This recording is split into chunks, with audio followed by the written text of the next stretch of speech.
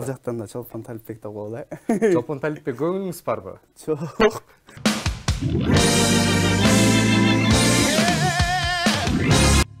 Урматтуу көрөрманым, эфирде Ньюту шоу программасы сиздер менен бүгүнкү биздин колуна аккордеонун алып көтөрүп келип калган коногубуз бар. Ким деп жаткан болсоңуздар, Мураталы Күренкев атынан музыкалык окуу жайдын бүтүрүүчүсү, азыркы учурда Бюлсара Бешналиев атындагы Кыргыз мамлекеттик маданият жана искусство университетинин окуучусу, студенти десек болот, Элдар Замиров.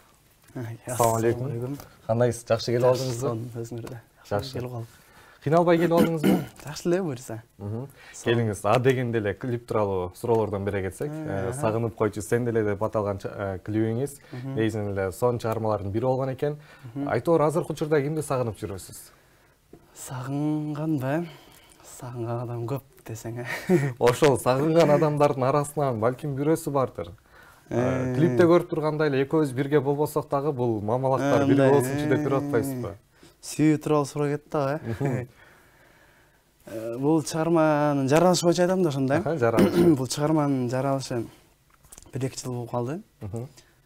Өзүмдүн калемиме таандык чыгарма. Ону болсо Зарлык Камбаралиев деген агабыз бар. Ошол агамдыгы.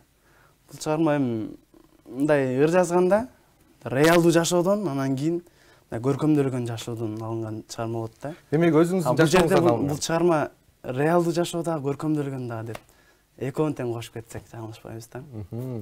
Азыркы учурда баары жакшыбы? Сонун. Жакшы, келиңиз анда. Алдыда кандай жаңылыктарыңыз бар чыгармачылыкта? Алдыда жаңылыктар чыгармачылык боюнча. Быйылкы аябай ниеттерибиз чоң, пландарыбыз чоң. Буюрса алдыңкы күндөрдө иш жүзүндө көргөзөбүз. Жакшы клиптерди, жакшы ырларды даярдап атабыз. Даяр болгондор дагы арбын. Буюрса алдыңкы күндөрдө катар иштейбиз. Жакшы. Негизинен эле жазды катуу сагынган чыгарсыз, себеби дегенде костюмуңуздан ушунчалык гүлдүү костюм гүлүндөй отуруп. Ооба, костюмуңузду көргөндө ушунчалык мен өзүм апрель айында жүргөндү элестеп кеттим. Ооба, жаз мезгилин жактыргандардын катарын толуктайм. Мындай аба дагы сонун, аябай илгом келчү мезгил. Мындай жөө басып эле жүрөрүң келет го иште. Азыркы учурда ошо жаз келип атат, негизинен эле жазда сүйүүлөр башталат дейт, эшикте жаз, көчөдө жаз, үйдө жаз дейт, жүрөктө жаз дейт. Ушул учурда жүрөгүңүздүн ээси барбы? Тарс эле сураппы? Тарс эле сурайбыз биз. Жүрөктүн ээси жок азыр. Чыгармачылык менен иштейли деген максаттар менен. Бирок биз чыгармачылык менен иштейм, азыр сүйлөшкөнгө эрте, сүйлөшпөйм деп биз чече албайбыз да аны.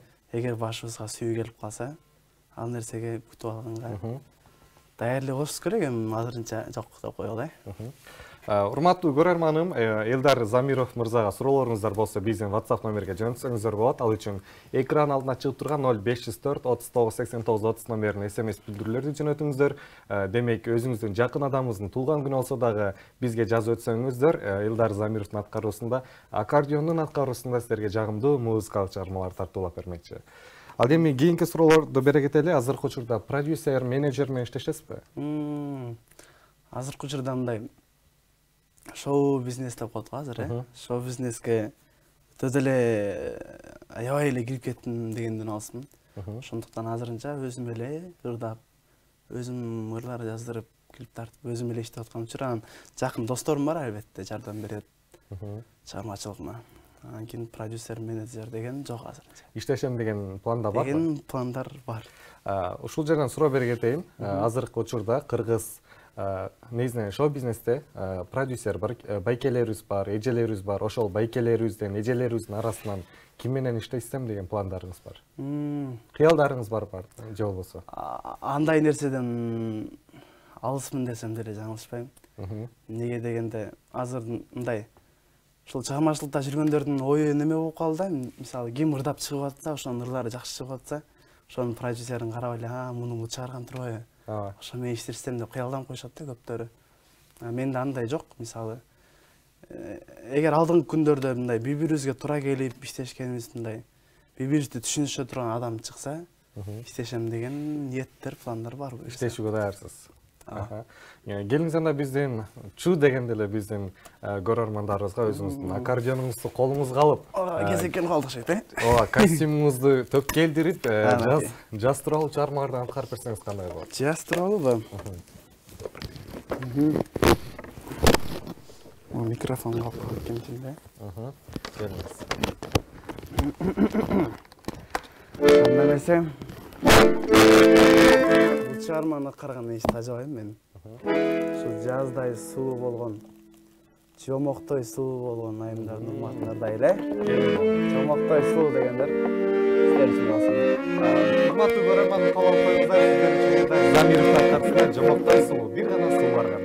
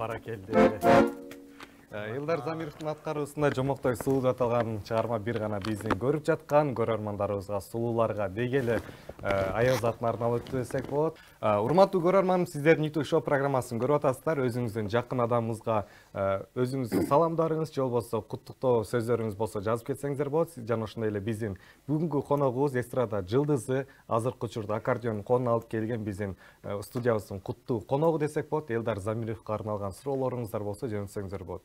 Сиздерден келген суроолорго биз ортоңуздарда көпүрө болуп жоон алып берүүгө дайындарбыз. Кийинки СМС билдирүүлөр келип калган экен. Окуй кетели, жаңырта кетели. Саламатсыздарбы, жалпы Ниту шоу программасынын көрүп жаткан кыргыз элин баарыңыздарды кыштын акыркы күнү менен куттуктаймын дейт. Биз да сиздердин акыркы кыш айынын акыркы күндөрү менен куттуктап кетебиз. Кийинки кышта кайрадан аман эсен көрүшөлү деп жакшы ниеттерди кылалы. Кийинки СМС билдирүүлөр бар. Саламатсыздарбы, жалпы кыргыз элим дейт. Авлетим аймагына караштуу Коргон айылынын жашоочусу чоң атам Турдалиев Абдыбекти кечеги өтүп кеткен мырзалардын майрамы менен куттуктайбыз. Биз чоң атамды жакшы көрөбүз. Чоң эне Миргүл экөө узак жашап, карылык торту сүрүсүн деп Бишкектен неберелери Сайкал, Мыскал, Эркай дейт. Сиздерден сураныш дейт, аккордеондун коштоосунда ата эне тууралуу жакшы чыгармалардан аткарып берүүңүздөрдү суранабыз дейт. Апа тууралуу жаш керек болуп калды, Келиңиз анда. Бизди көрүп жаткан Миргүл апабыздын урматына жаңырсын анда. Жалпы эле жашоонун жары болгон апа акелер, төрүбүздүн көркү болгон энекелер ар дайым бар болсун. Бир апа тууралуу урдап берейин, апалардын урматына.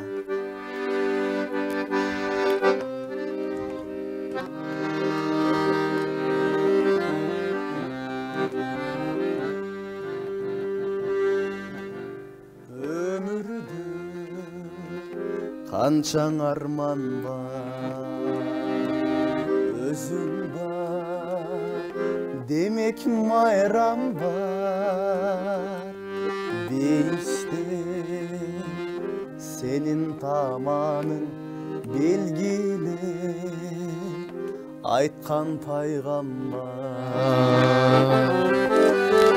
Kanteyin apan ezilbey, kança jıl öptü sezilbey, balam dep koycu bir jolu bayağı böbök kezinde.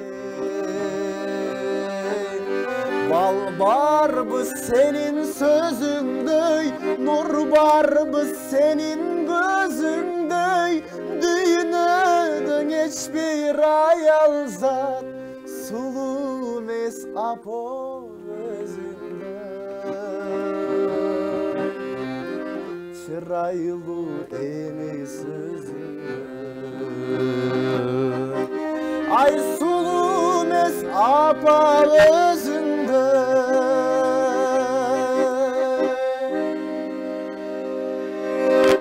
Баракелде, эң мыкты чыгарма алды десек жаңылышпайбыз.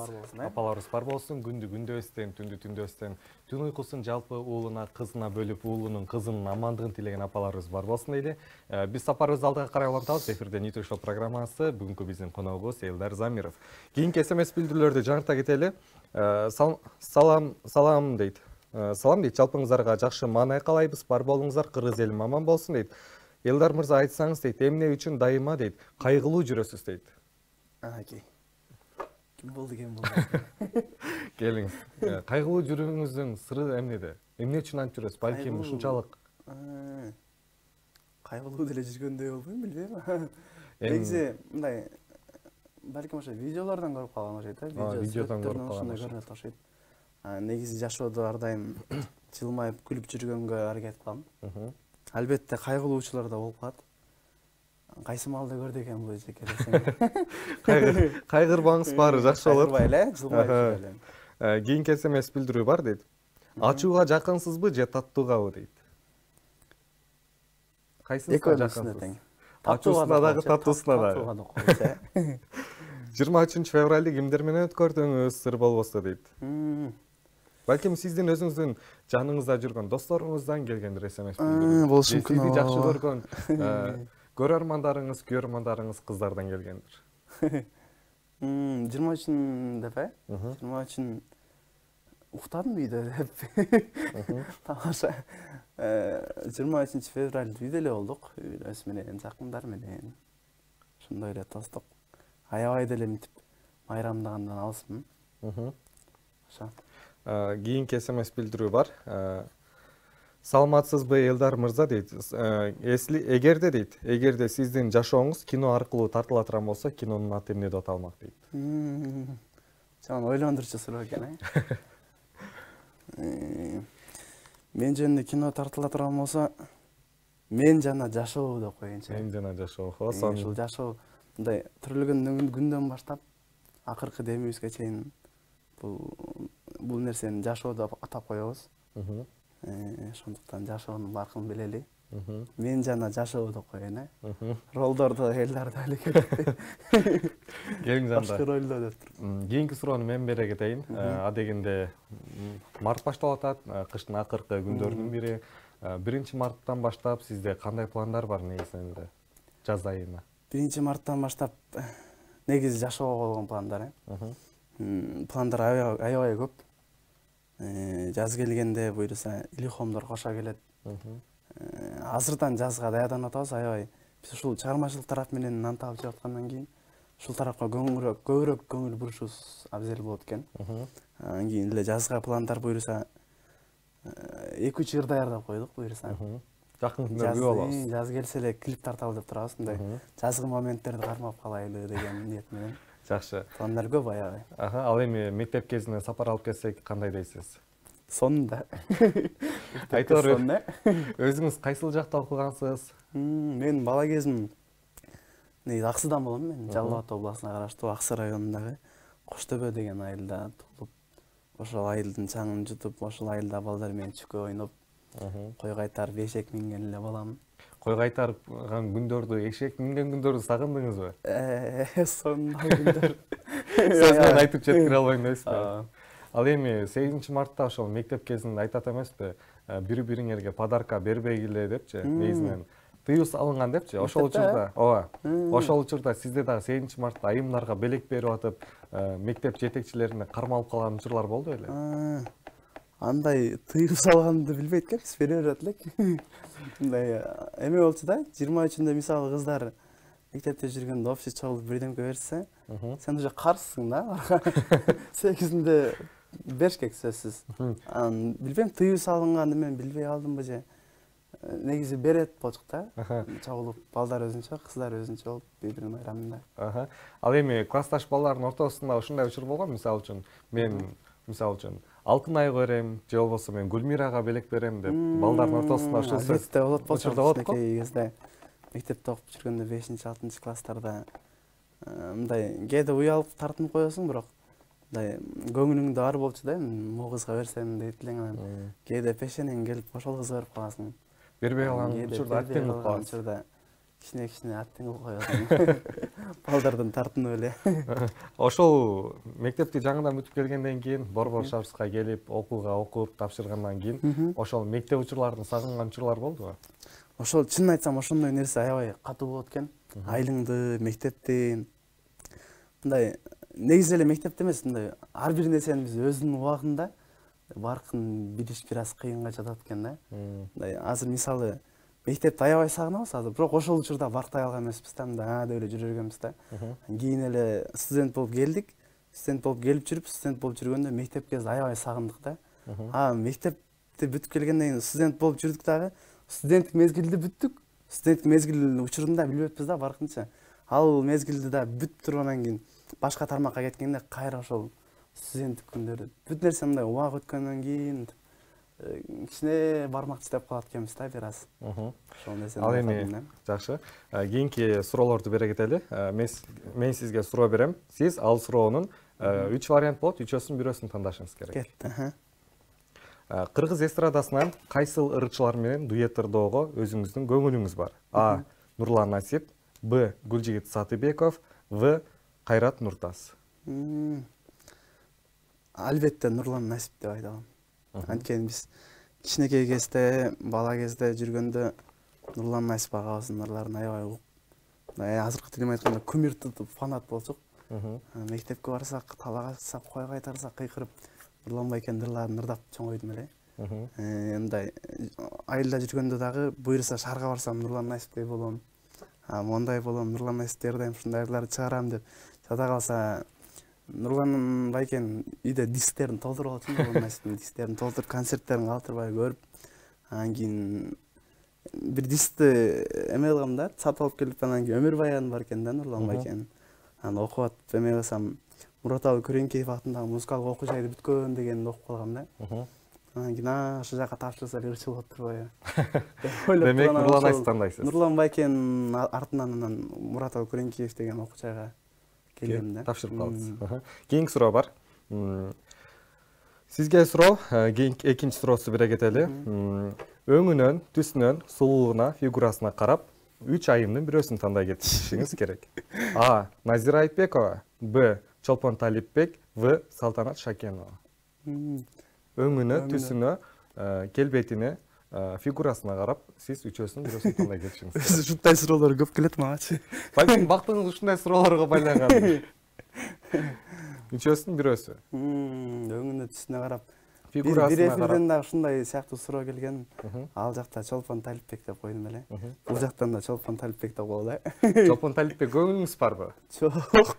Чөлү 3 вариант айттым, ошону айтып коюн атпайбы? Эрке Исмахан деле өзүнөн 12 жаш кичүү мырзага турмушка чыгып атпайбы? Балким Чолпон Талипбек менен баш кошуу ниетиңиз бар. Себеби дегенде эки суроодо тең Чолпон Талипбек деп жооп берип атасыз. Жок, негизи бул жакта вариант берилип атпайбы? Мындай азыр мисалы Назира Айтбекова дедиңиз, аны тандаганда деле суроо болмок. Кайсын тандасак деле бир вариантты эле айтып коеюнчу деген эле. Чолпон Талипбектин макул, Чолпон Талипбекти тандадыңыз. Чолпон Талипбек айымдын эмнеси жагат сизге? Анакей башталды. Ырдаган жагат, чыгармачылыгы жагат. чыгармачылыгын сыйлайм. Үнү жагат. Дагы. Сен точно жерин айтпай атасың дегенде. Ооба, точкасын айтыңыз да. Там эмнеси калып калды? Ойлонуп көрүңүз. Табышмактай эле болду го, Ошол чыгармачылыгын баалайм. Негизинен ошол эле. Келиңизден да. Бул суроолордун баары тамаша иретине берилди. Ушуну менен силерге арналган биздин убактыбыз акырына келип жеткен экен. Жалпы бизди көрүп жаткан биздин көрөрмандарыбызга эркин микрофон болсун. Биринчиден ушул YouTube телеканалынын жалпы жамаатыңыздарга терең ыраазычылык билдирем. Жана ошондой эле кыргыз элибизде ар дайым тынччылык болсун, аманчылык болсун, эч качан согуш болбосун. Айттырбай келген кырсык балелерден Аллахым өзү сактасын. Ар дайым жакшы күндөрдүн үстүндө ушинтип күлүп жайнап эле жолугуп жүрө эле. Жакшы.